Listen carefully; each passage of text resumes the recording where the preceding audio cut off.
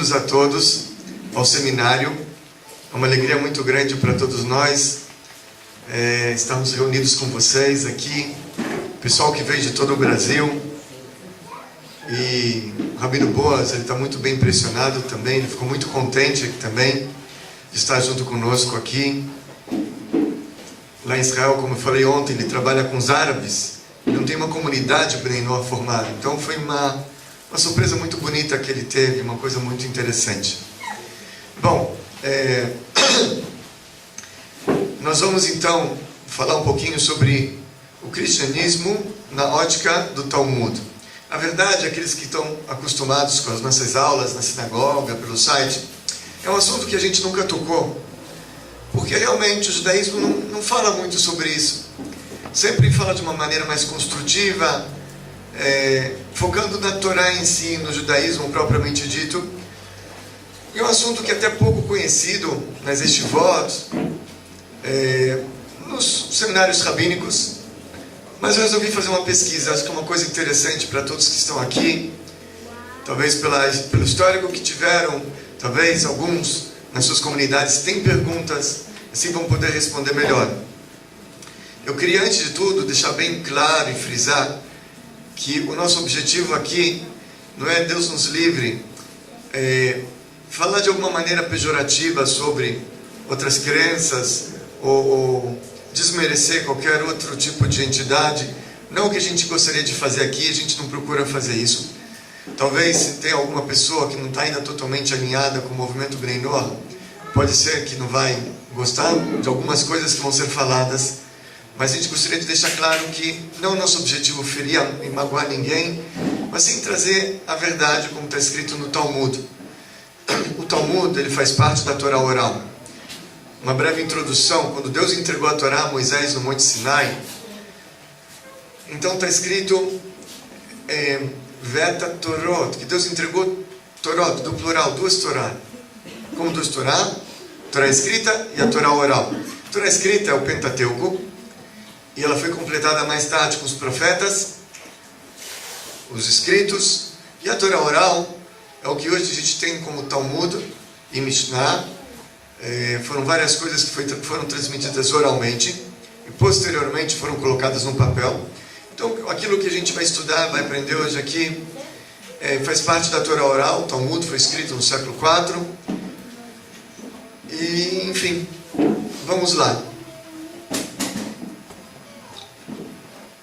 Primeiro de tudo, eu queria contar para vocês uma história. Vocês estão vendo um rabino aqui. Esse rabino, o rabino Moshe Feinstein, ele nasceu na Bielorrússia, 1895, e ele faleceu em Nova York, mais exatamente New Jersey, se não me falha a memória, 1986, ou seja, contemporâneo. Não faz muito, 30 anos atrás foi o falecimento dele. Ele é um rabino muito inteligente, ele escreveu muitos livros sobre leis modernas, leis da Torá, Halachá. Ele não era um rabino Chabad, mas tinha um contato muito bom também com o movimento Chabad. Inclusive, perguntaram sobre ele, sobre Bnei Noach, sobre mitzvot, Bnei Noach, e ele escreveu algumas coisas que hoje em dia outros rabinos provaram o contrário. Enfim, ele teve também uma participação no movimento Bnei Noach, com algumas halachot que ele escreveu. E com ele aconteceu uma história muito interessante. Ele, quando era jovem, ainda na Bielorrússia, o pai dele era o rabino da cidade. E ele era um rapaz ainda relativamente jovem. E foi procurado por uma das pessoas, um dos judeus que moravam naquela cidade. Queriam falar com ele. Ele foi até a casa daquele cidadão, daquele judeu. O cidadão estava deitado, doente, estava com a boca ferida. E ele falou: eu vim aqui, eu te trouxe aqui porque eu precisava te contar uma coisa. No sábado, na sexta-noite, nós estávamos reunidos na mesa do Shabat, fazendo a refeição do Shabat. E era a porção que falava sobre as duas filhas do Lot. Lot, ele fugiu de Sodoma, Sodoma foi destruído.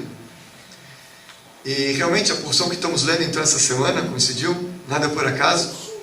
Sodoma foi destruída. Eles fugiram, Lot fugiu com sua esposa e duas filhas. A esposa olhou para trás, virou uma estátua de sal, a gente conhece a história. E eles pararam numa caverna. A mais velha, ela vira para a mais nova e falou: olha, um outro segundo dilúvio, a humanidade foi destruída, só sobrou nós duas e papai. O que vai ser do mundo? Deus falou para o Noé que precisa procriar, frutificar, e agora a gente tem que se preocupar com isso. Apareceu um vinho então na caverna, aconteceu um milagre, tinha lá um vinho. Elas deram para o pai um pouquinho de vinho, e mais vinho, até que na primeira noite, então, a mais velha, ela deitou com o pai e ela engravidou.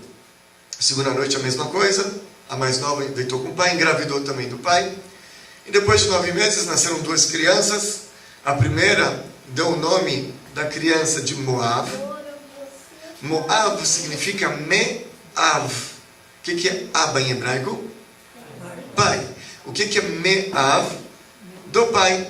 Ela fez questão de mostrar para todo mundo que essa criança é de quem? É do pai dela. A segunda foi mais discreta, colocou um outro nome, Amon, ok. Eles estavam então conversando na refeição de Shabbat de noite sobre esse assunto. E ele falou: puxa vida, vocês estão vendo? Que coisa essa menina! Olha o que ela foi fazer. Não basta o que ela fez com o pai, ela ainda fez questão de contar para toda a humanidade que o filho é do pai. Pelo menos um pouco de vergonha na cara. E falou bastante mal. E ok, acabou a refeição, eu fui dormir, ele conta. E de noite no sonho me veio 2 meninas, 2 moças jovens, com uma túnica comprida branca. Elas brilhavam. E uma virou para mim e falou: olha, nós somos as 2 filhas do Lot. E nós viemos até você porque eu queria te dizer que a história não foi bem assim como você está pensando. Saiba que eu podia fazer uma outra coisa. Naquela época já tinha acontecido milagres para muitas pessoas. O Abrão foi jogado numa fornalha de ferro, era parente do Lot. O Abrão foi jogado numa fornalha de fogo e aconteceu um milagre, ele saiu lá ileso. O Nimrod, que era o adversário do Abrão, ele também aconteceu um milagre com ele. Ele estava afogando numa areia movediça e foi salvo. Então, sendo assim, a gente podia sair para a rua e avisar que, olha, foi um milagre. Veio um espírito do além, engravidou a gente. Quem podia desmentir uma coisa dessa? Aconteceu um milagre para Abrão, aconteceu um milagre para Nimrod, aconteceu um milagre para a gente. Veio um espírito, engravidou. Mas sabe o que? A gente tinha o conhecimento, a gente sabia que futuramente viria alguém, ia falar que veio um espírito do além, engravidou. E nasceu. E essa pessoa vai falar que é o Mashiach, que é o Messias. Então eu fiz questão de colocar na Bíblia, na Torá, no best-seller mais vendido em todas as épocas, essa história, para que todo mundo saiba que não existe filho sem pai, não existe uma coisa dessa, filho do Espírito. Eu fiz questão de mostrar para todo mundo que é assim. E ela fala: e você sabe o que? Da onde vai vir um Mashiach verdadeiro? Está escrito que ele é Ben David, que ele é filho do rei Davi. E sairá um broto do tronco de Jessé. É o rei Davi. Rei Davi, quem que era o pai dele? Ishai, Jessé. Quem era o pai de Jessé? Oved.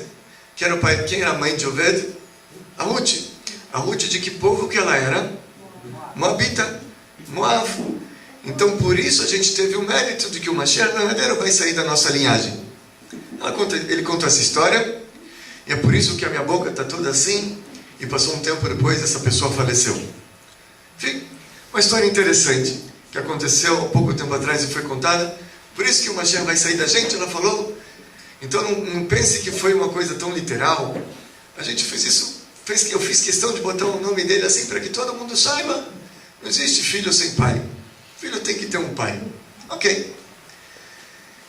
Agora, eu gostaria de mostrar para vocês algumas coisas que estão escritas no Talmud. O Talmud fala um pouquinho sobre Yeshua. E é por isso que o Talmud foi queimado também, principalmente por isso, na França, no século XIII, queimaram o Talmud, porque eles acharam esses trechos no Talmud. Então vamos lá.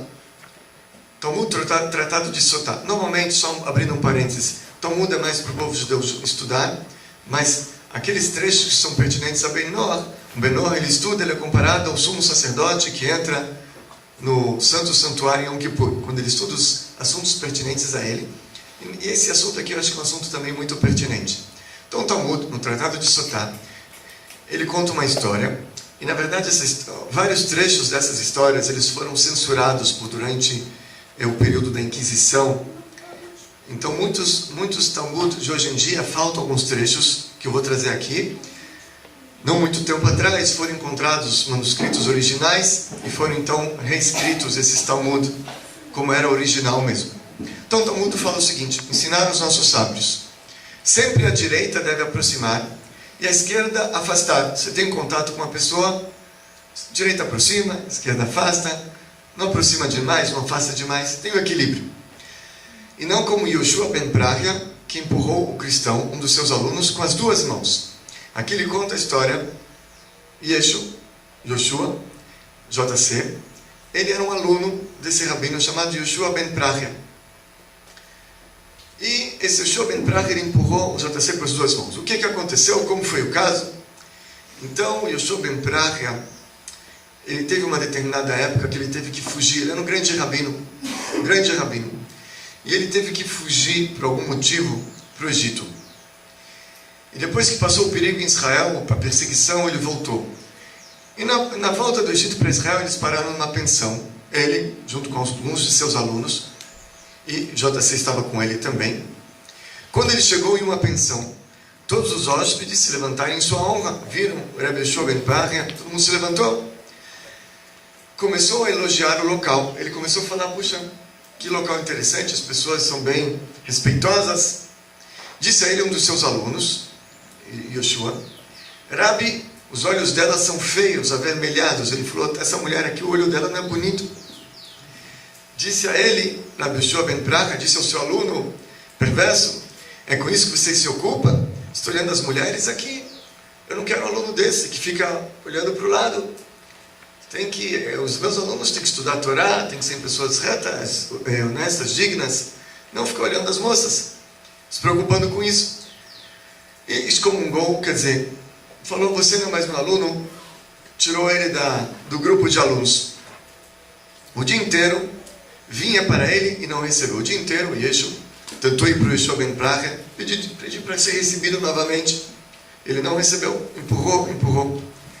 Um dia estava lendo o Shema, o Rabbi Yoshua ben Praga estava lendo o Shema, e veio na sua frente. O Yeshua apareceu na frente do Yoshua ben Praga, quando ele estava rezando. Estava em sua mente recebê-lo. Yoshua ben Praga falou: dessa vez eu vou receber. Sinalizou com sua mão, só que ele estava no meio da reza, ele não podia parar para conversar, estava no meio do Shema. Então ele fez com a mão algum gesto, tipo: volta mais tarde. Depois, alguma coisa assim. O que aconteceu? Pensou que estava sendo rejeitado. Naquele momento ele pensou que ele estava sendo rejeitado, o JC. Ele saiu, levantou um tijolo e serviu o tijolo. Fez idolatria, rezou para o tijolo. Fez uma idolatria. Disse a ele, Yoshua ben Praga disse para o JC: volte, se arrependa. E ele respondeu para o mestre: assim eu recebi de você. Todo aquele que peca e faz os outros pecarem, não permitem a ele fazer teshuvá. Uma pessoa que peca, mas não só que ele peca, ele incita outras pessoas a pecarem também. Então lá de cima dificultam muito para que ele volte para as origens, faça teshuvá, volte para Deus. E ele falou: como eu já fui muito longe, não só que eu pequei, ele incitou também o povo judeu a pecar. Então ele falou: eu não tenho mais conserto, chega. Pois falou o Senhor, Yeshua fez magia negra, a gente vai ver daqui a pouco onde ele aprendeu, instigou e perverteu o povo judeu e pecou, levando o povo judeu a fazer idolatria. Então assim, na verdade, eu sei que eu não conheço muito bem a história do cristianismo, Constantino, século III, todas essas histórias não é minha praia. Realmente, com certeza, muitos conhecem bem melhor do que eu. Mas, de acordo com essa história, na verdade, quem fez o cristianismo foi mais lá para frente. De acordo com o Talmud, a gente vê que não. Que o Yeshua já começou, também tem culpa na praça, também tem culpa no cartório. Ele começou já a fazer idolatria, ele começou já a instigar o povo também a fazer idolatria atrás dele. Apesar de que o nome é de Yoshua, muitas vezes o Talmud fala Yeshu só. Porque Yeshu é Yud, Shin, Vav, são 3 letras, e são as iniciais das palavras Imach, Shemo, Bezichro, de não muito abençoada memória, ao contrário. Então, ok, então eu sei que hoje em dia na internet os historiadores eles contestam se realmente ele existiu, se ele não existiu, se foi, se não foi, existem muitas dúvidas sobre isso. Dúvidas históricas, os historiadores falam que a gente não tem provas históricas que ele existiu. Ok, todo mundo fala que ele sim existiu, a gente está vendo aqui. Só que o que é interessante, esse Yoshua ben Praria, que a gente está vendo aqui, ele foi muito antes da destruição do templo, mas 4 ou 5 gerações. Então ele foi mais ou menos 150 anos antes da Era Comum, 100 anos pelo menos antes da Era Comum. Eu posso tentar verificar depois mais precisamente. Então, o JC, que as pessoas falam que foi 2.000 anos atrás, de acordo com o Talmud, não foi. Foi 2.100, 2.200 anos atrás, mais ou menos. Ok. Nós temos um outro tratado de Talmud, tratado de Gittin. Nesse tratado, ele conta uma história muito interessante. Tinha um rapaz, o nome dele era Onkelos. Esse Onkelos, ele era sobrinho neto de Nero. Nero é aquele que botou fogo em Roma. E esse, sobrinho neto... Não era sobrinho neto de Nero, ele tinha alguma relação, mas ele era sobrinho neto de Titus, que destruiu o templo. E ele começou a procurar um caminho na vida dele. E no final das contas ele acabou se convertendo, virou um judeu, virou um grande estudioso da Torá, enfim, virou uma pessoa famosa até. Esse Onkelos, determinado momento da vida dele, antes dele se converter, ele fez uma prática idólatra chamada Ov. Existe uma proibição na Torá que a pessoa não pode fazer um Ov. Ele fez um Ov, uma prática idólatra, onde a pessoa pega um certo tipo de osso, bota na boca, ele escuta uma voz. E ele, com essa prática idólatra, ele conseguiu atrair algumas almas lá de cima para conversar com essas almas. A primeira alma que ele atraiu foi de quem? Foi do Titus, do tio-avô dele. E quando o Titus apareceu para ele, ele falou: Titus, tio, o que você conta? O que está acontecendo aí em cima? Ele falou: olha, meu amigo, aquilo que eu deixei no meu testamento está acontecendo comigo aqui em cima. O que ele deixou no testamento, Titus? Que destruiu o templo. O Titus, quando ele destruiu o templo, ele pegou muitas coisas do templo, objetos, utensílios, botou na embarcação para ir para Roma. No meio do caminho, começou uma tempestade no mar muito forte, o barco queria afundar. E ele falou: esse Deus dos judeus, ele quer fazer guerra comigo. Ele falou: ele só tem força no mar. Ele afundou o faraó no Egito, no mar, não sei quem mais no mar, ele só tem força no mar. Ele trouxe o dilúvio para acabar com o pessoal daquela geração. Ele quer também fazer guerra comigo no mar. Se ele é forte, ele falou, Titus, que ele venha fazer guerra comigo na terra firme. Eu quero ver. Saiu uma voz do céu e falou: perverso filho de perverso, eu tenho uma criatura no mundo que se chama mosquito. Eu quero ver você fazer guerra com o meu mosquito. Naquele momento, entrou um mosquito pela narina do Titus, foi para a cabeça e ficou lá no cérebro dele, comendo o cérebro lá. Até conta a história de que aquilo doía, perturbava 24 horas por dia, ele estava ficando louco, o Titus. Ele passou na frente de um ferreiro que estava batendo a bigorna. Aí, quando ele batia na bigorna, o mosquito parava, não comia mais o cérebro dele. Falou: já tem uma solução. Medicina alternativa. Contratou uma opção de ferreiros, ficavam 24 horas lá batendo ferro do lado da cama dele, e o mosquito parou. Só que depois de algumas semanas, o mosquito se acostumou com o barulho e voltou a comer. Morreu. Acabou morrendo de quê? IML, atestado de óbito, mosquito no cérebro. Só que antes dele morrer, o que ele fez? Ele falou: esse Deus dos judeus, ele estava com muito medo. Ele falou: eu peço que me cremem e peguem minhas cinzas e espalhem pelos 7 mares, para que Deus dos judeus não consiga me juntar e fazer guerra comigo depois também. Ele deixou no testamento.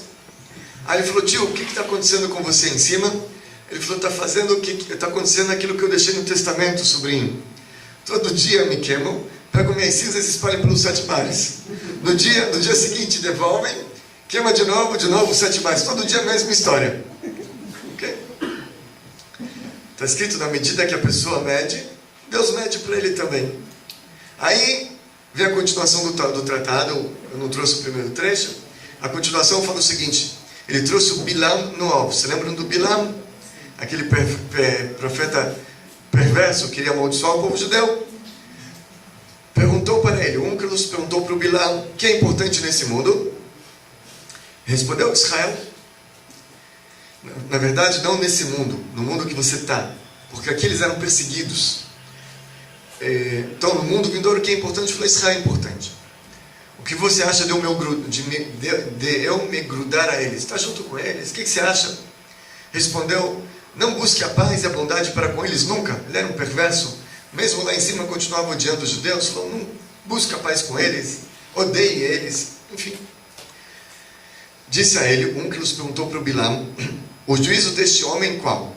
Eu traduzi literal o Talmud. Ok? Tentei traduzir mais literalmente. Então ele perguntou: o que está acontecendo com você aí, meu amigo? O juízo de você, o juízo final, o que está acontecendo com você? Ele respondeu: em sêmen fervendo. Falou: me cozinha em sêmen fervendo todo dia. Por quê? Porque o Bilam, não sei se se lembram da história, ele tentou amaldiçoar o povo judeu algumas vezes, e na hora que ele abriu a boca só veio bênçãos, correto? Depois ele falou: tem uma ideia. O Deus dos judeus não gosta de promiscuidade.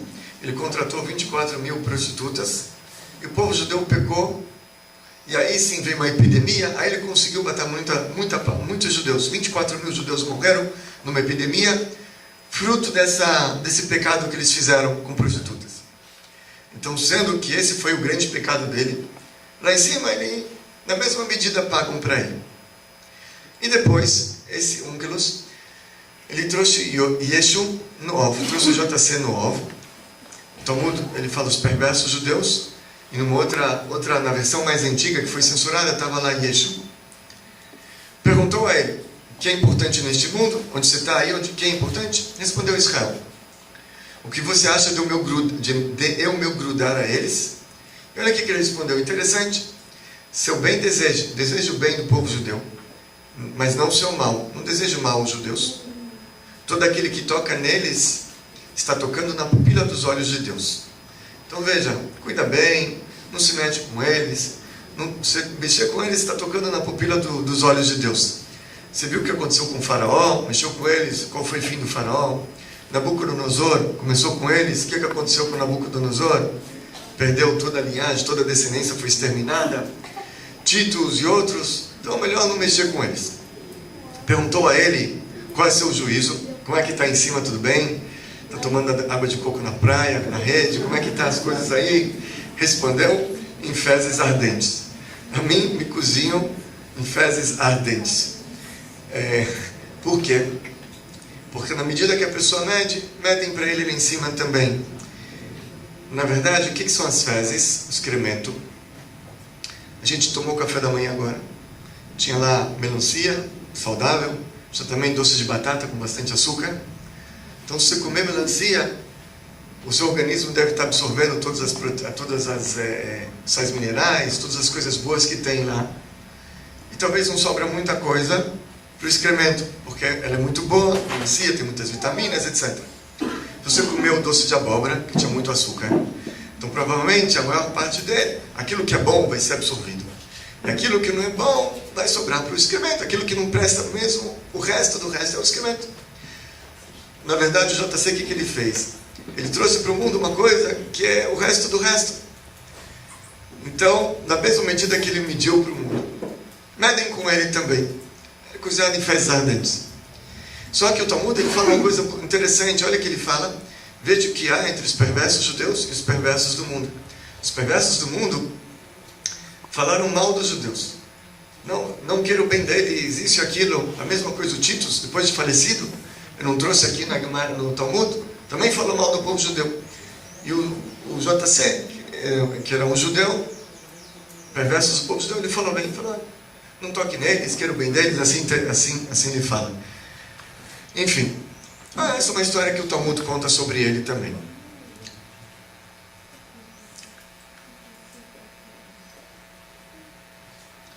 Mais um Talmud, Sanedrim 43a, estudamos.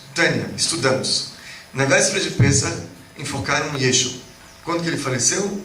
Antes da última ceia. Aquela última ceia, só se foi no ano anterior a essa, mas ele faleceu na véspera da última ceia, não foi a última ceia. Ele faleceu da véspera de Pesach. Ele conta a história, o Talmud, que a voz saiu 40 dias antes dele ser apedrejado, por ter feito magia negra, instigado e persuadido os judeus a pecarem na idolatria. A lei judaica fala o seguinte: um tribunal rabínico naquela época, o Sinédrio, quando julgava a pessoa, era muito difícil eles matarem alguém. Eles tentavam achar méritos, tentavam achar qualquer coisa para poupar a pessoa. E eles avisavam 40 dias antes, se alguém conhece algum mérito dessa pessoa, que venha e fale, que venha e testemunhe. Tinha uma exceção: pessoas que instigam e persuadem o povo, um outro irmão judeu, a fazer idolatria. Essas pessoas, a Torá fala, não tenha pena dele. Lotirmolalav, está escrito, daquele que persuade, não tenha pena dele. Não dê 40 anos, não dê 40 dias, talvez vai achar alguma coisa. Ao contrário, se ele persuade, você não tenha pena, você enfoca logo. No caso dele, deram 40 dias. Apesar de que a lei fala para enforcar logo, deram 40 dias, tentaram poupar. E por que tentaram poupar? Principalmente porque ele tinha um contato grande junto com Roma. Então, para também não falarem que os judeus mataram sem motivo nenhum, pediram, talvez alguém tenha alguma defesa. Como não apareceu defesa, acabaram enforcando ele, apedrejando ele, desculpa. Todo aquele que tem algo para dizer a favor dele, que vem e diga. E ninguém tinha algo que poderia ser dito a favor nesses 40 dias. E depois de apedrejado, penduraram ele na véspera de Pesach. Certo? Ou seja, na verdade ele foi apedrejado e penduraram ele na véspera de Pesach.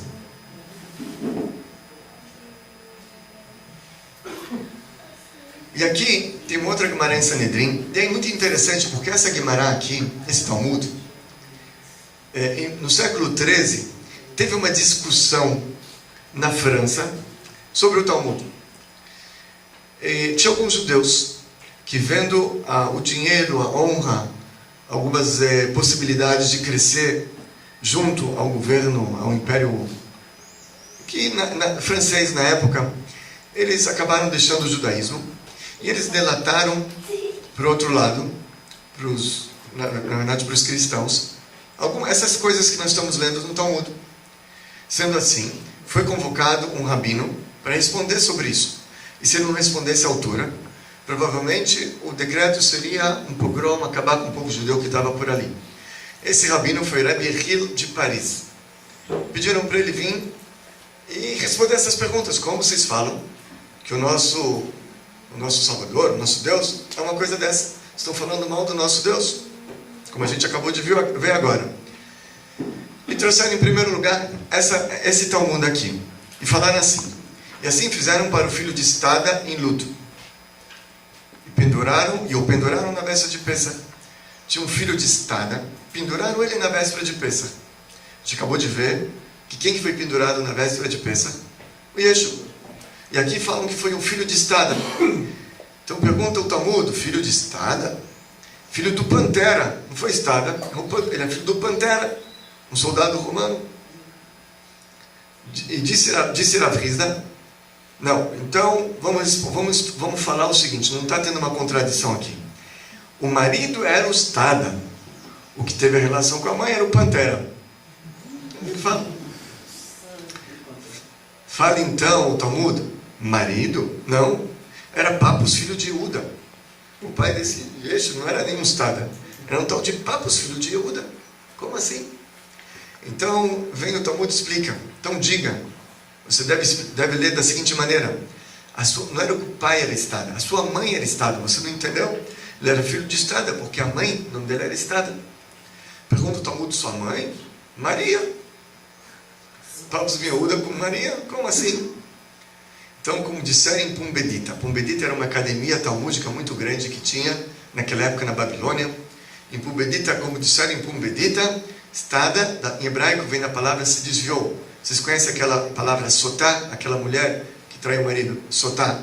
Estada, parecido, vem da mesma origem etimológica. Estada, ela se desviou de seu marido. A mãe era Maria mesmo. Só que apelidaram ela de estada, se desviou. Certo?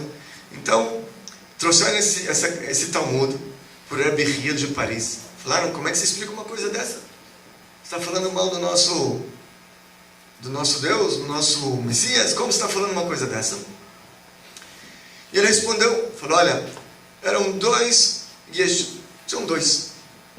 Um é esse filho de estada da Maria, do Papus, né? E tinha um outro que era aluno do Rabbi Shua ben Praga. O Yeshua que vocês acreditam é o primeiro, filho de Rabbi Shua ben Praga, que foi empurrado com duas mãos. Não é esse aqui. E a prova é que Papus ben Yehuda era da época do Rabbi Akiva. A época do Rabbi Akiva é século I. E o Yeshua que vocês estão falando, que é aluno do Rabbi Shua ben Praga, é 150 anos antes da Era Comum. Então, ele respondeu assim. E realmente uma resposta lógica. Porque se ele era ele era aluno do Rabbi Shua ben Praga, ele não pode ser esse aqui, do Papus ben Yehuda, da Maria, porque era outra época. Então eram dois.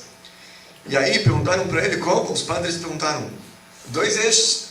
Falou, não pode ter dois Luís IX aqui na França, não pode ter dois Luís, só tem um Luís aqui na França, era o rei da França, Luís IX. Só pode ter um Luís. Quantos Luís tem na França? Quanto Yeshua tem no povo judeu? Então foram dois. Ok. Eles calaram a boca, eles não responderam. Mas não adiantou, porque alguns anos depois eles recolheram todos os Talmud da França. E vocês têm que entender que naquela época não tinha gráfica, era tudo manuscrito.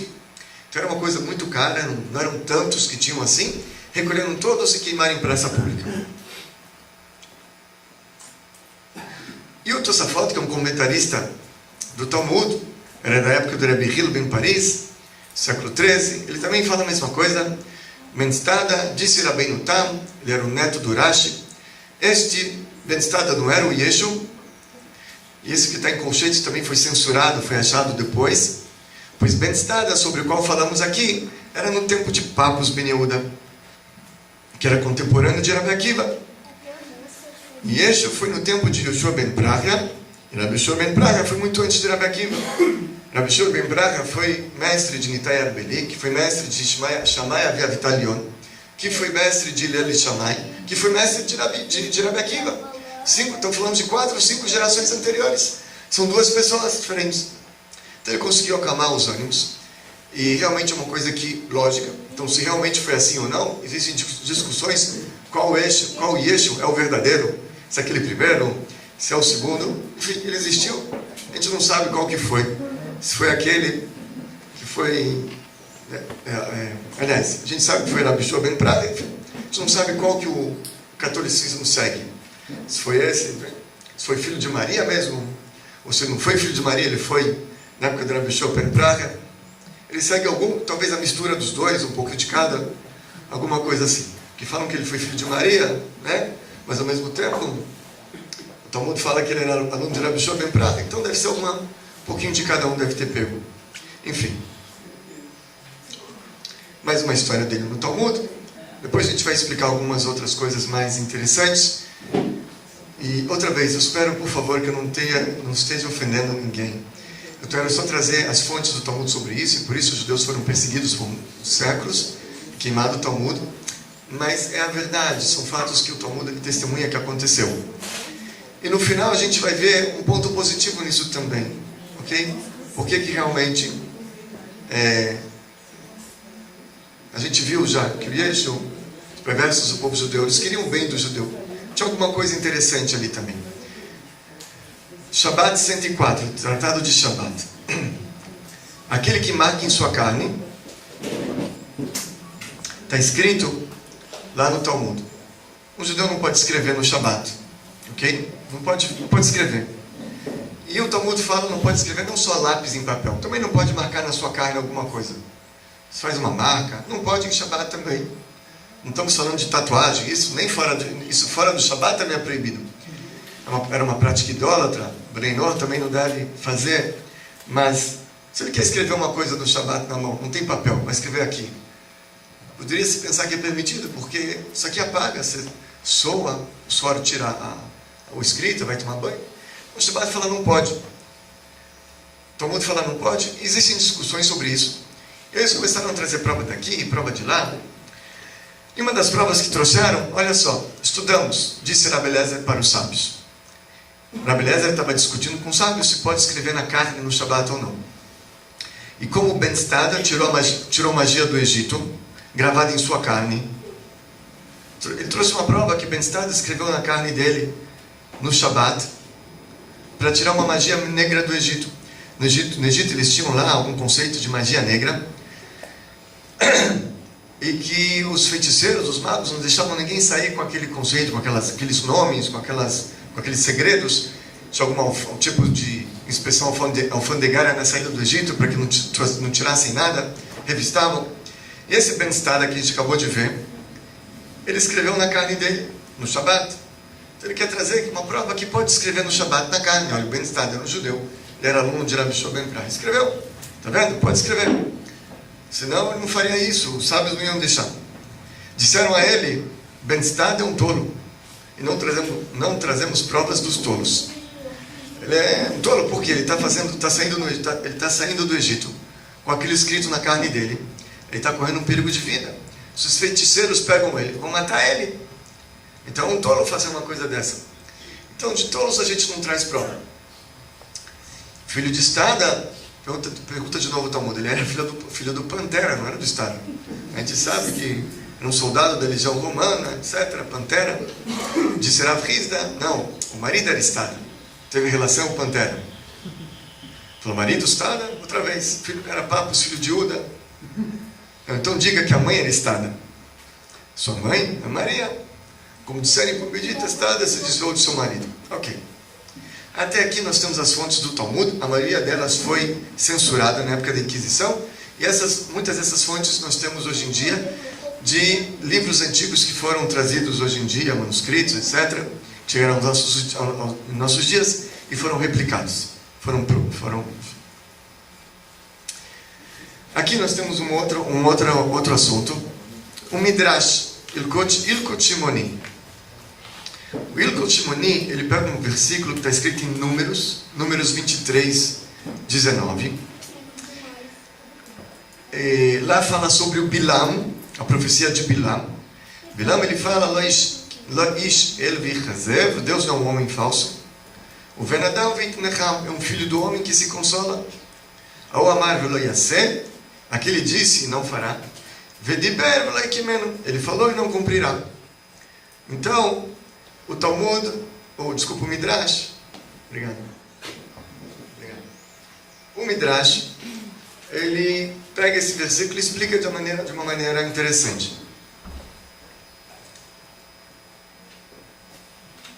Rabbi Eliezer Akapar disse, Hashem deu força na sua fala, na fala de Bilam, e ele andava do início ao fim do mundo, porque ele avistava e via os povos que se ajoelhavam para o sol e para a lua, para as estrelas, para madeiras e para pedras, e avistou um homem que futuramente iria se levantar e se fazer de Deus para enganar o mundo todo. Portanto, colocou força em sua fala para que todos os povos da terra escutem. E o que o Bilam falava? E assim falava, Deus não é um homem falso. Ele falava, preste atenção para não vacilarem atrás daquele homem. Como está escrito, Deus é um homem falso. Se ele disser que é Deus, ele é um falso. Profetizou já sobre o JC. Ele continua o versículo, a segunda parte. E um filho do homem que se consola, o Benedam Veitnecham. E ele futuramente dirá que é filho de Deus. Não só Deus, mas filho de Deus. E não um ser humano. Porém já está escrito, é o filho do homem que consola. Desculpe, não o filho do... O Venadão, exatamente. E um filho do homem que consola. Ele não é filho de Deus, ele é filho do homem. E ele continuava falando. Aquele disse e não fará. Profetizou Bilam que ele enganaria a todos, dizendo que ele faleceria e voltaria no fim dos dias. O que o Bilam continua no versículo? Ele disse, não fará. E veja o que está escrito no final, na continuação, um pouquinho depois em Deuteronômio, na continuação. Oi Miriam Misumokel. Bilam, ele fala, oi do que viverá daquele que colocou Deus. O que ele falou, Bilam? Disse Bilam, oi de quem viverá daquele povo que escutou aquele homem que se autoproclamou Deus. Parte do povo judeu foi atrás dele, que se proclamou Deus. Então, oi daquele povo que viverá, que escutou aquele homem que se proclamou Deus. Aqui uma coisa interessante, a gente vê que não foram os adeptos, os apóstolos lá na frente que criaram. Ele já começou, de acordo com o Talmud, a pregar certas coisas desse tipo também. Bom, aqui tem um trecho interessante. Isso aqui é Deuteronômio 13, do versículo 2 ao 7. Vamos ler juntos. Isto é o que tu deves fazer quando um profeta ou uma pessoa que tem visões num sonho surge no teu meio. Veio alguém, se levantou e falou, sou um profeta. Ok? Ele pode apresentar-te um sinal. Ele te dá um sinal, faz um milagre. Faz alguma coisa. Sinal, um milagre. E na base deste na base deste sinal, o milagre, ou seja, baseado nisso, depois que ele fez, ele te dizer, vamos tentar um Deus diferente. Olha, vamos tentar uma coisa diferente. Você está rezando tanto, não está dando certo? Vem aqui comigo. Vamos. Eu tenho uma boa ideia, rezar para uma estrela, ou rezar para não sei o quê. Vamos tentar um Deus diferente. Vamos servi-lo e ter uma nova experiência espiritual. Assim consta em Deuteronômio 13. O que ele fala a Torá? Não ouças as palavras deste profeta ou sonhador. Você não escuta o que ele vai te falar. Não escuta. Por quê? Mesmo se ele faz um milagre. O milagre pode ser feito através de bruxaria, magia negra, sei lá.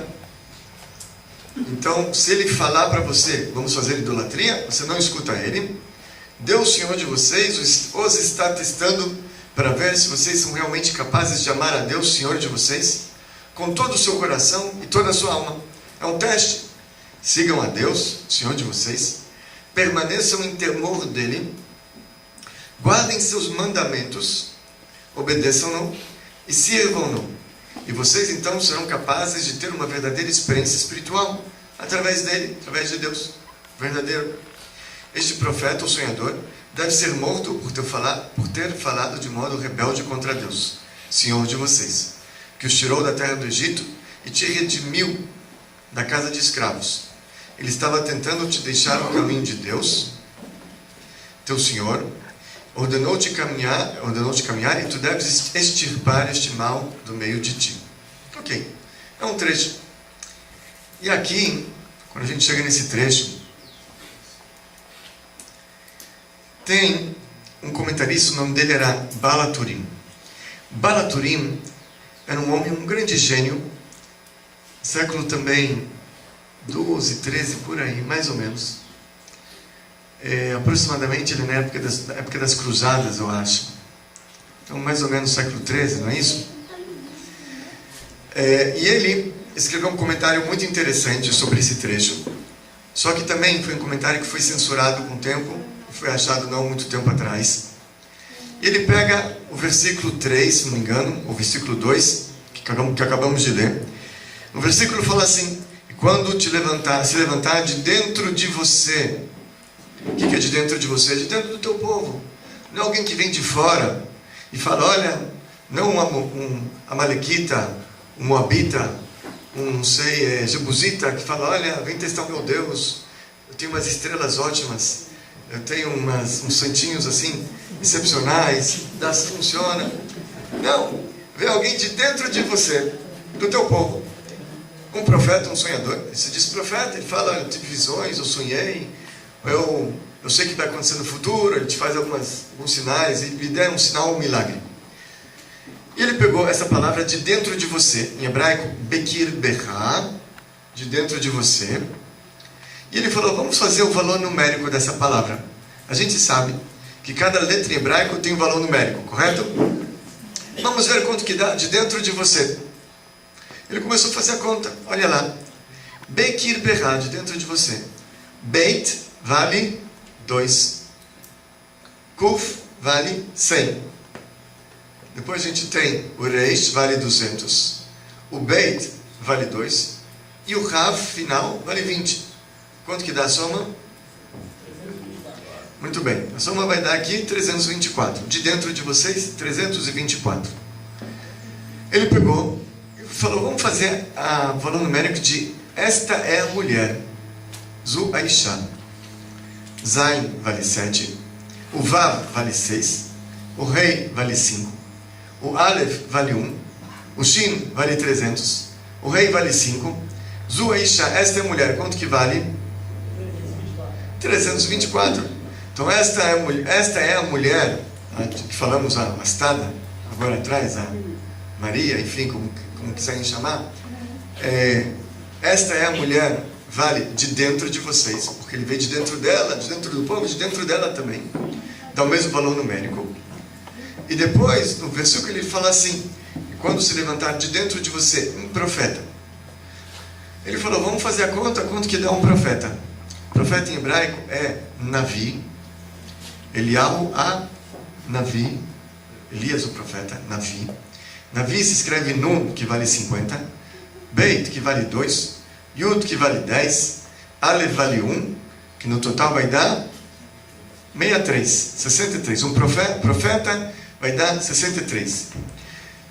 Ele falou, vamos pegar e vamos tentar fazer então o valor numérico de Ubená e o filho dela, e seu filho. Quanto que dá Ubená e seu filho? Então Vav vale 6, Beit vale 2, Nun vale 50 e Rei vale 5. Quanto que dá? Quanto? 63 de novo. Então, Navi, o profeta, e seu filho também, os dois valem o mesmo valor numérico. Se a gente pega então Bekir Becha Navi, de dentro de vocês um profeta, vai dar exatamente o valor numérico de esta é a mulher e seu filho. E o que a Torá fala sobre isso? A gente viu então, acabamos de ler. A Torá fala, quando surgir de dentro de você um profeta, ou seja, quando surgir de dentro de você uma mulher, esta é a mulher e seu filho, e te dá um sinal, e falar, vamos servir outros deuses, como a gente viu no Talmud que ele mandou fazer. Então não ouças as palavras desse profeta, Deus está te testando, ele fez um milagre, não vai atrás dele, é magia, outra coisa. E esse profeta, o Senhor deve ser morto, por ter falado de modo rebelde contra Deus. Exatamente o que aconteceu. Esse trecho foi censurado por muitos anos, e foi achado recentemente nos livros mais antigos. Ok? Interessante, né? Que bate certinho. E tem muita coisa interessante, a gente vai continuar também daqui a pouco. Mas antes de a gente continuar falando sobre isso, eu queria talvez nesse momento abrir um pouquinho, talvez o pessoal já tenha algumas perguntas. Alguém quer fazer algum comentário? É uma coisa interessante, eu nunca dei aula sobre isso, é a primeira vez que eu pesquisei realmente, né? Sempre o pessoal conhece outro tipo de aula sobre a Torá, mas acho que também é interessante a gente conhecer um pouquinho esse lado também, né?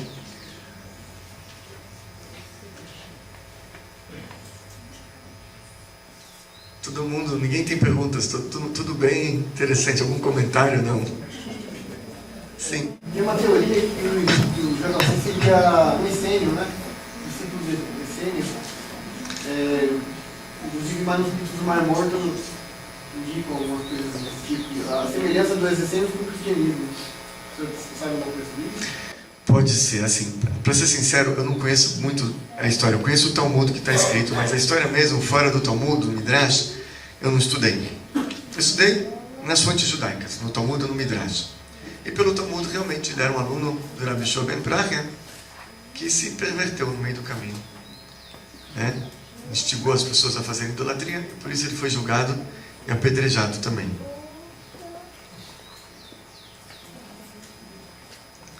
Oi, Flávio. Tem alguma relação do nome dele com o de Esaú? Tem, perfeito, boa pergunta. Isso a gente vai falar na continuação. Perfeito. Só falar de idolatria, quando a gente estava no grupo e surgiu uma pergunta, né? Eu estava estudando sobre idolatria. Aí fizeram uma pergunta, eu falei que eu perguntaria hoje, assim, a questão dos bonecos, certo? Idolatria, boneco de criança. Não tem E problema. fala que não pode fazer a forma de um homem. Sim, mas isso mais para servir ou idolatrar. Criança, isso não tem problema. Pode brincar de boneco. As crianças têm bonecos em casa, não tem problema não. Oi, Rafael. Tem uma fonte que, uma vez que ele disse que num vídeo no YouTube que ele foi enterrado em Cefat, debaixo de uma bananeira, tem um... Tem. Isso é do Arizal. O Arizal foi um dos maiores cabalistas que nosso povo já conheceu e teve. O Arizal, pra vocês terem ideia quem foi esse homem, ele faleceu cedo, aos 38 anos. Ele veio para Israel aos 36, ele ficou no Egito estudando, e durante 2 anos ele ensinou muita Kabbalah para os seus alunos, para os seus discípulos.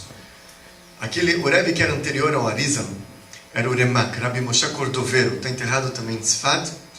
E o Rabbi Moshe Cordovero era um cabalista, e ele chamou os alunos antes de falecer e falou: chegou o momento de eu devolver o depósito ao Criador, a alma que foi depositada a ele.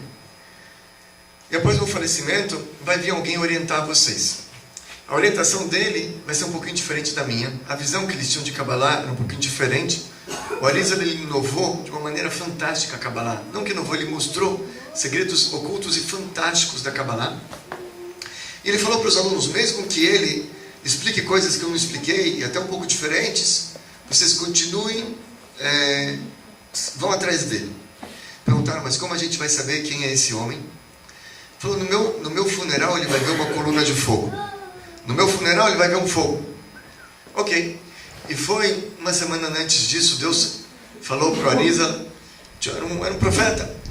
Falou, volta à terra de Israel, vai para Tzfat, e lá você vai conhecer um pupilo, que você vai transmitir todo o seu conhecimento a ele. Ok. E ele voltou, ele chegou em Tzfat, Safed, norte de Israel, no dia do cortejo fúnebre desse Remak, do Rebbe Moshe Cordovero. Ele se reuniu ao cortejo, e de repente ele vira para a pessoa que está do lado e falou, está pegando fogo. Aí ele segura a mão dele e falou, não está pegando fogo. Mestre, tudo bem, daqui a pouco eu lhe explico. E ele se tornou mestre, era um homem fantástico. Naquela época, também morava na cidade de Safed, Tzfat, Yosef Karo. Rabbi Yosef Karo foi aquele que escreveu o Shulchan Aruch. Rabbi Yosef Karo, ele estudava com um anjo toda noite. Um anjo vinha, era o Riash Loni, e dava aula para o Yosef Karo. Um dia, o Rabbi Yosef Karo resolveu convidar o Arizal para um almoço. Ele queria conversar com o Arizal. O Arizal veio, e o que o Rabbi Yosef Karo serviu no almoço? Filé mignon. Bom, gostoso, né? Macio, ótimo. Só que tem um problema aqui. Yosef Karo, ele era sefaradi. E os faradim, eles comem o filé mignon. Porque no filé mignon, a parte traseira do boi, passa o nervo ciático. Os judeus não, é proibido pela Torá comer o nervo ciático. Então, quando você sabe tirar bem o nervo ciático, a carne você pode comer. E os faradim comem. Só que os ashkenazim, eles, por precaução, eles não comem de jeito nenhum filé mignon. Nem se tirar o nervo ciático, eles não comem. Para não correr o risco de alguém esquecer algum pedacinho do nervo ali. Costume. O Yosef Karo, ele era de origem Sfaradi. O Arizal também era de origem Sfaradi, só que ele tinha costumes cabalísticos pela Kabbalah. Ele não queria comer nervo, não queria comer filé mignon.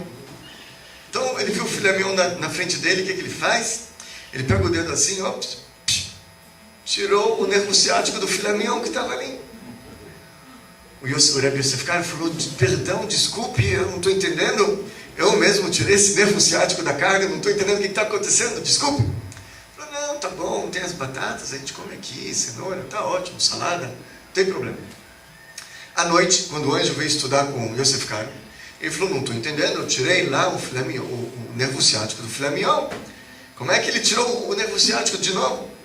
O anjo falou, não se preocupa, Yosef Karo, não se preocupa, Rabi Yosef. Porque esse Arizal que almoçou com você, ele não tirou o nervo ciático do filé mignon. Ele tirou o nervo ciático da mesa. Era o Arizal, é um homem assim, muito, muito grande. E o Arizal, meu amigo, eu estou perdendo o fio da meada já. O que você perguntou, Rafael? Estou com algum problema. Oi? Se ele foi enterrado numa bananeira. Boa, então a Arizal ele escreve no livro dele. Preciso comer fósforo. Tem que tomar cuidado que eu falo, a Gisele vai preparar fósforo para mim daqui a pouco. Só. O Arizal ele escreve no livro dele onde estão enterrados vários tzadikim em Tzfat. Ele aponta, está aqui, ele vai dando as coordenadas. E nesse trecho, desse trecho também, nesse livro ele fala, e tal lugar, ele dá as coordenadas, está enterrado Yeshu, o cristão. Agora, é claro que é um absurdo dizer que o Arizal não sabia estudar o Talmud que a gente está estudando. O Talmud fala quem ele foi, o que ele fez. Com certeza o Arizal sabia quem ele era, não era um justo. Somente o que? Como está enterrado tantos justos naquele local, ele vai apontando os justos, e como o Yeshu também está enterrado. E é interessante que as pessoas saibam algo histórico, enfim, talvez para alguém vai interessar. Ele escreve também. Mas a gente não pode afirmar que já que ele apontou, o Arizal disse que ele está enterrado lá naquele local onde está enterrado outro justo, que ele é um justo também. Foi enterrado no mesmo local, mas na mesma região. Mas não que realmente não podemos dizer uma coisa dessa, que ele era o justo. Agora, uma coisa interessante, talvez a gente pode explicar esse trecho do Arizal. A gente vai ver no final da aula que não é assim. Uma pessoa não faz uma revolução no mundo tão grande se ele é um nada, um zero à esquerda, um perpétuo. Alguma coisa tinha lá que ele conseguiu fazer uma coisa tão grande. Boa ou ruim, estrago ou conserto, não vamos entrar no mérito da questão. Mas ele fez uma revolução mundial por 2000 anos. Então alguma coisa tinha que ter lá dentro para ele poder ter causado tudo isso. E talvez o Arizal, como ele é cabalista, ele sempre vê a parte interna de tudo. Podemos talvez tentar explicar alguma coisa assim. É bem assim difícil, mas explicando normalmente aqui, ele era o que está escrito no Talmud, realmente. O Arizal, o Ali, como o senhor fala? É, Ali. Rabi Yitzhak Luria.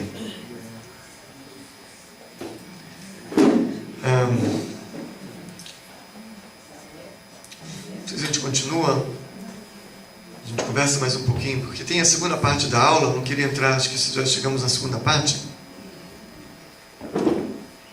Alguma pergunta? Oi, Douglas. Pelo judaísmo, tem algum tipo de cálculo do tempo de vida dele?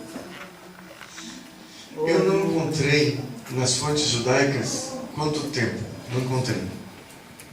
Não sei te dizer, nas fontes judaicas eu não encontrei, nas pesquisas que eu fiz. O MT ele fala muito sobre os milagres que a idolatria fez e praticou.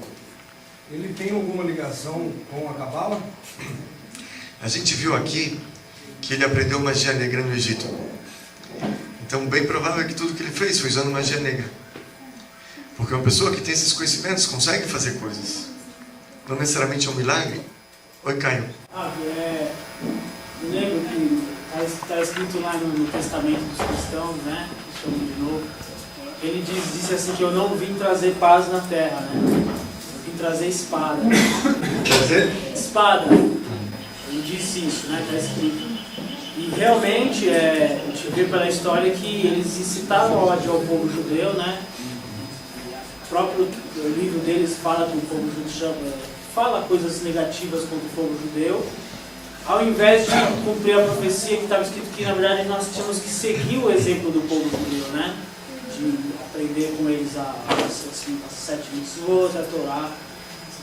Então, assim, realmente existe algo de positivo nisso, Rabi, de ter enganado tantas gerações por tantos anos. Isso ele não. quer trazer a Isso, paz. nesse ponto de vista, não. A gente vai ver no final, Maimônides ele fala uma coisa interessante sobre toda essa história. Maimônides, ele fala uma coisa muito bonita sobre isso tudo. É interessante a gente ver cada vez mais pessoas hoje procurando o judaísmo. É uma mudança histórica fantástica, porque o judaísmo, os judeus sempre foram perseguidos. Tinham medo de ser judeus, eles fugiam, eram exilados. E hoje em dia a gente vê uma mudança, as pessoas querendo ser judeus, querendo absorver os preceitos judaicos, introduzir os preceitos judaicos. Eu vou contar uma história para vocês. Faz acho que uns 2 anos atrás, isso, 1 ano e meio, quando foram inaugurar uma casa parecida com o Templo de Salomão lá no Brás. Eles tiveram antes da inauguração, um mês antes, eles tiveram a acusação do Ministério Público que eles iam causar um caos urbano na região. E eles se preocuparam, o Ministério Público não queria deixar inaugurar. Eles contrataram um engenheiro de tráfego, de trânsito, para fazer um laudo, um estudo, para ver se vai causar um caos urbano ou não. Esse engenheiro de trânsito, ele reza lá na nossa sinagoga no Brooklyn, é o Sérgio Eisenberg, que provavelmente ele vai estar amanhã conosco aqui. Ok, eu conversei com ele, ele confirmou, se depois eu esqueci de lembrá-lo, vamos ver se eu consigo lembrá-lo para ele vir. O Sérgio Eisenberg, e ele é um judeu religioso, ele anda com uma kippá. Ele, inclusive, ele é repórter da Globo. Aqueles que moram em São Paulo assistem esse PTV, Trânsito, aparece um Sérgio Eisenberg. Ele contrataram ele para fazer um laudo, para ver se vai causar um caos urbano ou não. Eu falei, Sérgio, veja, ali é uma casa idólatra, eles acreditam em 3. E tendo imagem ou não, é idolatria. Eles falam que os outros são idólatras, mas eles também acreditam na mesma doutrina. Só tiraram as imagens, mas trocou 6 por meia dúzia. E a lei fala que um judeu não pode entrar numa casa idólatra, você não pode ir lá na igreja, você não pode fazer isso. Eu falei, não, Rabi, não se preocupa, eu vou estar só no estacionamento, não preciso entrar na igreja, só preciso fazer umas contas, uns cálculos. Ok, eu também não gostei que vai no estacionamento, mas aí ele foi. Ele falou, não vou entrar, meu trabalho, então, não vou entrar, Rabino, pode ficar tranquilo, tá bom? E ele está no estacionamento. E vem lá um rapaz vestido com a roupa do sumo sacerdote para ele. E olha que ele falou, ele olhou aqui e falou, onde eu fui me meter? E o rapaz veio, começou a fazer perguntas para ele. Ele falou, olha, sabe o que? Era um bispo. Lacerda Machado, alguma coisa assim. Machado. Lacerda Machado, bom, não sei. É isso? Tem esse bicho lá? Lacerda? Ok.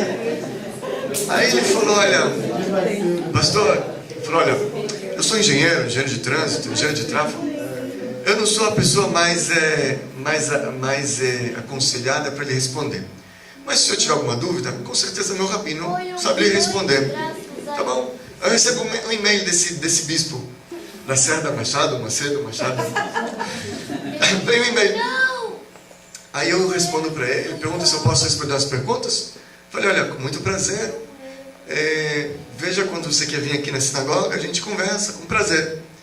E eu falei, puxa vida, olha, eles têm 1.900.000 adeptos, não é isso? 2 milhões. Eu falei, eu vou explicar para esse bispo aí, tentar explicar para ele o que ele está...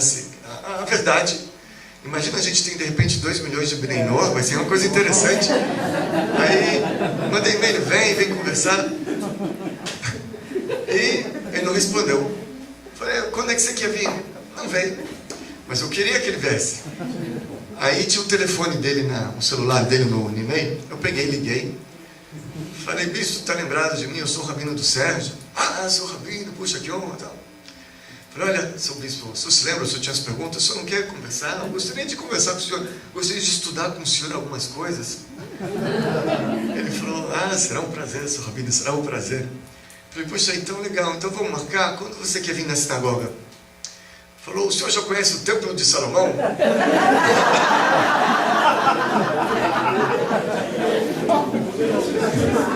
Eu falei para ele, olha, Antes disso, eu falei, olha... Eu falei para ele, olha, Sr. Macedo, vou lhe falar uma coisa.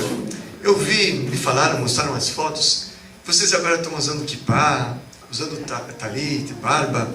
E você sabe, dentro da comunidade judaica, a repercussão não foi boa, eu falei para ele. Eu não expliquei porquê, mas é porque incomoda os judeus, vocês sabem. Um judeu que não usa, ele vê um outro que não é obrigado a estar usando, ele está vendo a verdade na frente dele, aquilo incomoda ele. Então, a repercussão, de uma maneira geral, na comunidade judaica foi eles ficarem incomodados, não gostaram. Falei, mas se o senhor quer saber a minha opinião, eu gostei muito. Porque no final dos tempos está escrito, nos profetas, você pega Isaías, logo no início, tem que estar escrito, acho que Isaías 2, pode ser? Que no final dos tempos, os povos fluirão como rios atrás dele, atrás do Mashiach, do Messias. Dirá o homem ao seu irmão, vamos subir até a casa de Deus de Jacó, porque vamos andar nos seus estatutos, seguir seus preceitos, porque de Mitzion tetzeh Torah, que de Tzion sairá a Torá, é a palavra de Deus de Jerusalém. Então, você vê que no final das épocas, os povos vão querer aprender os preceitos dos judeus. Então eu vejo tudo isso como um sinal da era messiânica. Eu vejo com bons olhos. Se você tira lá o JC, pronto? Imagina. Então eu vejo isso com bons olhos. E falei, então, o senhor não quer vir na sinagoga? Ele falou, já conhece o termo de Salomão? Eu falei, Sr. Macedo? Machado? Não sei se era mais. Ok.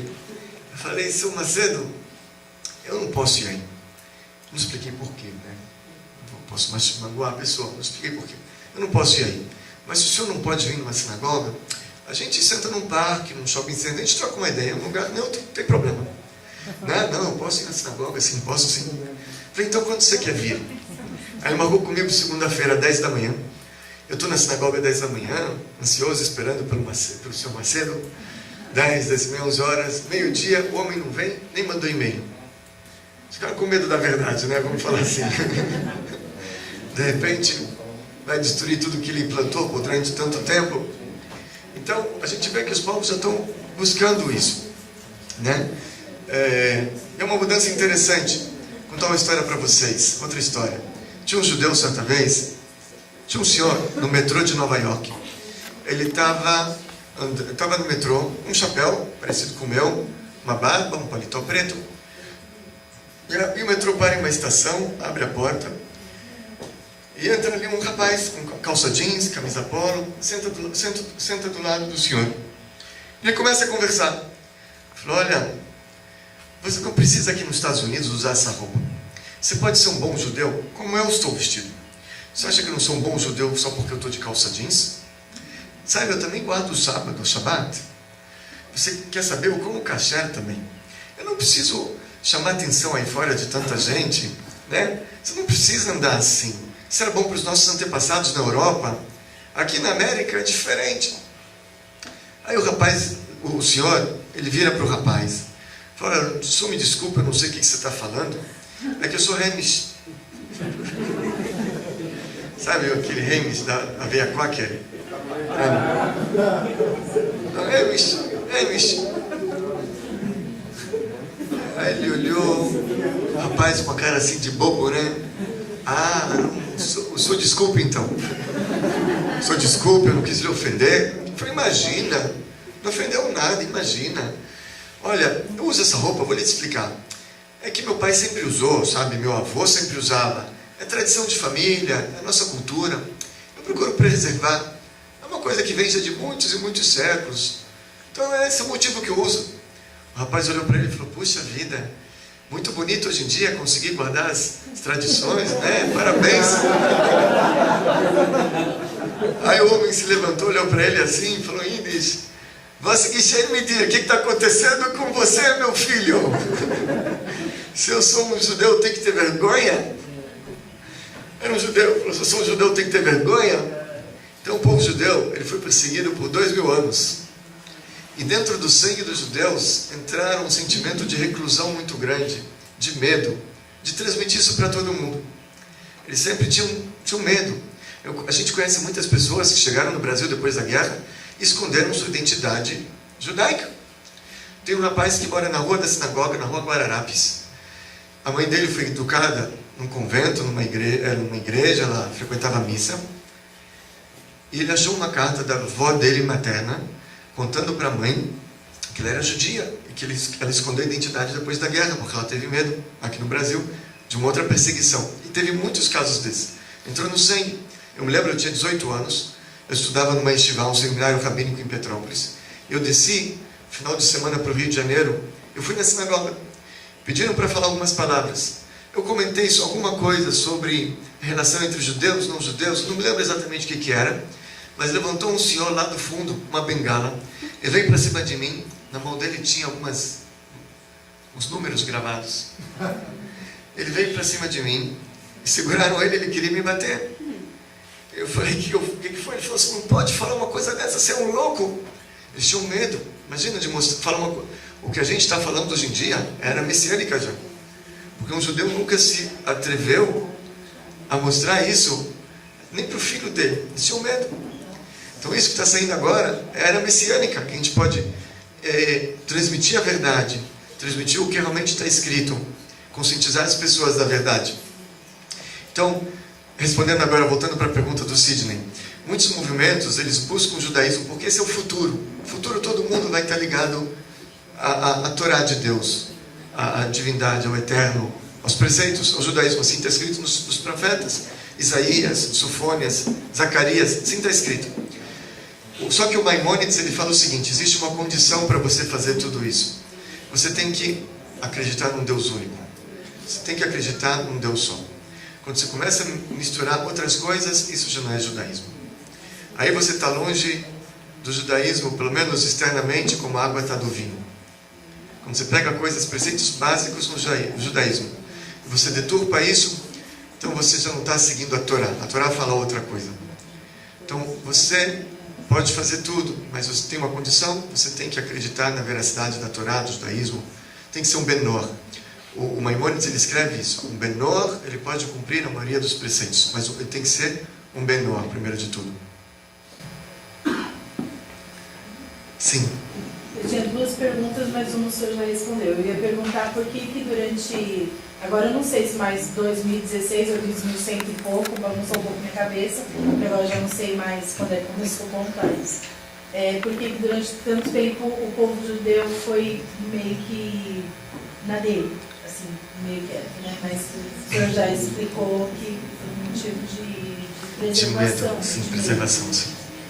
Agora, dentro do cristianismo, tudo vai-se para o inferno, né? Então, se a gente não fizer isso, vai para o inferno, se não fizer aquilo, tudo vai para o inferno.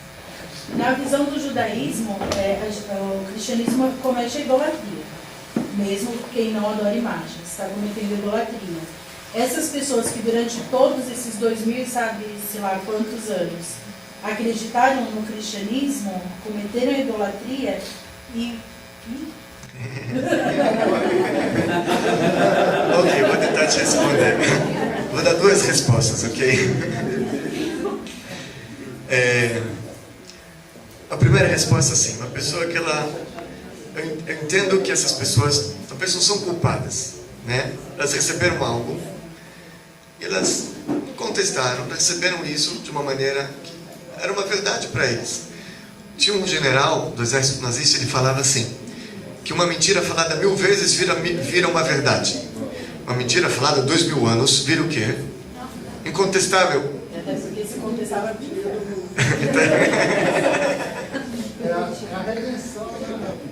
Então, de um lado eles não são culpados, e a gente acredita que Deus, na hora do julgamento, ele vai levar isso em consideração também, né? De um outro lado, o que a gente pode falar? Uma pessoa que tomou um veneno não vai morrer porque ele não sabia? O corpo foi envenenado também. Então, assim, a gente, no judaísmo, de uma maneira geral, pelo menos a visão racídica, que somos nós, a gente procura sempre focar no positivo. Deus, ele é o auge da bondade, ele só quer fazer o bem para todos. Então, o ponto final de cada um é o paraíso, é a recompensa. Está escrito que Bnei Noach, ele tem parte no mundo vindouro, ele tem a recompensa também. Mas o problema é que a pessoa não consegue entrar no paraíso toda suja, da maneira como ela subiu lá para cima, com tanta coisa suja. Então aí ela tem que passar um período de limpeza, que aí o cristianismo chama isso de inferno ou purgatório, coisa assim. Realmente, tem um período que a gente passa, que a gente tem que atravessar antes de chegar no ponto final, que é a parte mais, que eu não sei como chamar isso, né? Mas que não é aqui, que seria num outro plano. Aqui também, o sofrimento também limpa, espia muita coisa ruim. Quando a pessoa volta para Deus, e Deus, ele está escrito, aquele que Deus ama, ele repreende. A pessoa volta para Deus. Então, às vezes acontece sofrimentos. Deus ele traz esses sofrimentos para limpar a pessoa. Mas Deus, ele é o auge da bondade. Tudo que ele faz é bom, é para o bem. Nem sempre a gente entende, mas é para o bem e é bom.